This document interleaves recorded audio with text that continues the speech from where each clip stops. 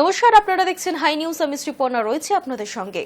RG Kar medical কলেজের নিরাপত্তার দায়িত্বে এবার কেন্দ্রীয় বাহিনী। মঙ্গলবার সুপ্রিম কোর্টে আরজিকর মামলার শুনানি ছিল, আর সেই শুনানিতেই প্রধান বিচারপতি DY চন্দ্রচূড় জানিয়েছেন, আমরা আরজিকর হাসপাতালে কেন্দ্রীয় বাহিনী মোতায়েন করছি। চিকিৎসকেরা যাতে আবারও কাজে ফিরতে পারেন তাই এমন সিদ্ধান্ত বলে জানা গিয়েছে শীর্ষ আদালতের তরফে। আরজিকরে CISF মোতায়েন নির্দেশ দেওয়া হয়েছে।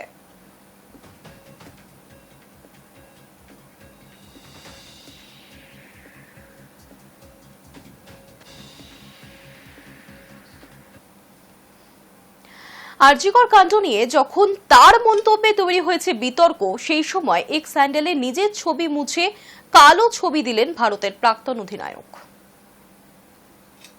আরজিকর কাণ্ডে কি প্রতিবাদী সৌরভ গঙ্গোপাধ্যায়?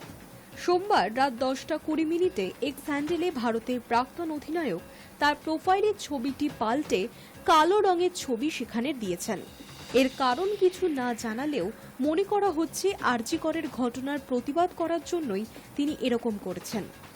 আরজিকরের ঘটনার প্রতিবাদে শহর জুড়ে প্রতিবাদ চলছে। সাধারণ মানুষের সঙ্গে পথে নামছেন বিশিষ্ট ব্যক্তিরাও। শুধু ডাক্তাররাই নন, প্রতিবাদে পথে সাধারণ মানুষ থেকে টলিউড আইনজীবী সকলেই নেমেছেন। প্রত্যেকের দাবি একটাই, বিচার চাই। সমাজ মাধ্যমে অনেকেই নিজেদের প্রোফাইল পিকচারে কালো রঙের ছবি ব্যবহার করছেন। এটাও আরজিকরের ঘটনার একটি প্রতিবাদ। এরই মাঝে টুইটারে নিজের ছবি সরিয়ে সেখানে কালো রঙের ছবি বসালেন সৌরভ গঙ্গোপাধ্যায়। এর আগে সৌরভ গঙ্গোপাধ্যায়কে জিজ্ঞাসা করা হয়েছিল, ভবিষ্যতে আবার যদি রাত দখলের কর্মসূচি নেওয়া হয় তিনি কি পথে নামবেন? ভারতীয় ক্রিকেট দলের প্রাক্তন অধিনায়ক তখন জানিয়েছিলেন, দেখা যাক। ডোনা গাঙ্গুলির নাচের স্কুলের পক্ষ থেকে আরজিকর কাণ্ডের প্রতিবাদে মিছিলের আয়োজন করা হয়েছে, যদিও সেই মিছিলে সৌরভ থাকবেন কিনা তা জানা যায়নি।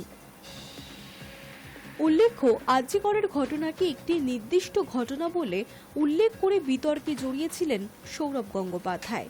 তারপরই সোমবার নিজের প্রোফাইল সরালেন ভারতের প্রাক্তন অধিনায়ক। High news network. আরজিকরের ঘটনায় নারী সুরক্ষা নিয়ে উঠছে প্রশ্ন। এবার জেলা প্রশাসনের তরফে বসিরহাট সীমান্তে বিশেষ প্রশিক্ষণপ্রাপ্ত মহিলা পুলিশ বাহিনী করবে নারীদের সুরক্ষা। দিনের কলেজ হোক কিংবা রাতে কাজ সেরে বাড়ি ফেরা, নারীদের সুরক্ষায় টহলে থাকছে বিশেষ প্রশিক্ষণপ্রাপ্ত মহিলা উইনার্স টিম। রাতে মহিলাদের সুরক্ষা নিশ্চিত করতে বসিরহাট সীমান্ত জুড়ে থাকছে এই বিশেষ বাহিনীর টিম, জানালেন বসিরহাট থানার আইসি রক্তিম চট্টোপাধ্যায়। মহিলাদের সুরক্ষার জন্য, বাচ্চাদের সুরক্ষার জন্য সেই টিম আমাদের আগের মতনও এখনও সক্রিয় আছে এবং স্কুল টাইম, কলেজ টাইম এগুলো বা সন্ধ্যের দিকে পার্ক এরিয়া বা বাজার এরিয়া যেমন এরা মুভমেন্ট করে, সেরকমভাবে আমরা রাত্রের দিকেও নজর দিচ্ছি। বিশেষ করে হসপিটাল এবং যেগুলো একটু ফাঁকা ফাঁকা জায়গা, সেই জায়গাগুলোতে আমাদের উইনার্স টিমের মুভমেন্ট আবার নতুন করে শুরু হয়েছে এবং এখন বিভিন্ন ছোট গাড়িতে এবং মোটরসাইকেলে, স্কুটিতে তারা মুভ করছে।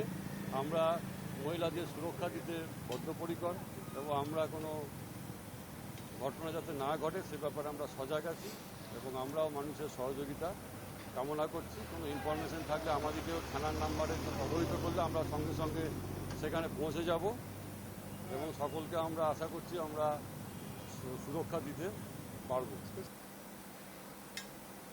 মদ্যপ অবস্থায় বেপরোয়া গতিতে গাড়ি চালিয়ে দুর্ঘটনা, গ্রেফতার ছোট পর্দার নায়ক সম্রাট মুখোপাধ্যায়। মদ্যপ অবস্থায় বেপরোয়া গাড়ি চালিয়ে দুর্ঘটনা, গ্রেফতার ছোট পর্দার নায়ক সম্রাট মুখোপাধ্যায়। সোমবার মধ্যরাতে বেহালার রাজা রামমোহন রায় রোডের ঘটনা। অভিযোগ উঠছে, অভিনেতা মদ্যপ অবস্থায় গাড়ি চালাচ্ছিলেন। নিয়ন্ত্রণ হারিয়ে গাড়িটি প্রথমে একটি বাড়ির দেওয়ালে ধাক্কা মারে। তারপর এক বাইক আরোহীকে ধাক্কা দিলে আরোহী জখম হন। তাকে তড়িঘড়ি উদ্ধার করে এমআর বাঙুর হাসপাতালে ভর্তি করানো হয়। পুলিশ গ্রেফতার করেছে সম্রাট মুখোপাধ্যায়কে। মঙ্গলবার তাকে আলিপুর আদালতে পেশ করা হবে বলে সূত্রের খবর।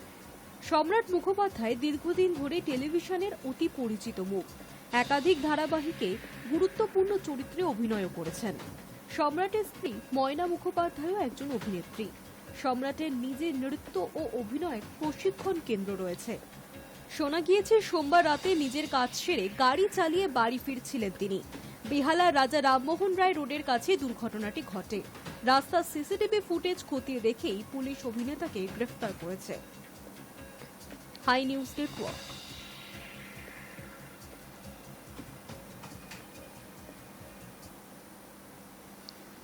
নিউজ টুডে এখনকার মতো এই পর্যন্তই। দেখতে থাকুন হাই নিউজ, নির্ভীক নিরপেক্ষ।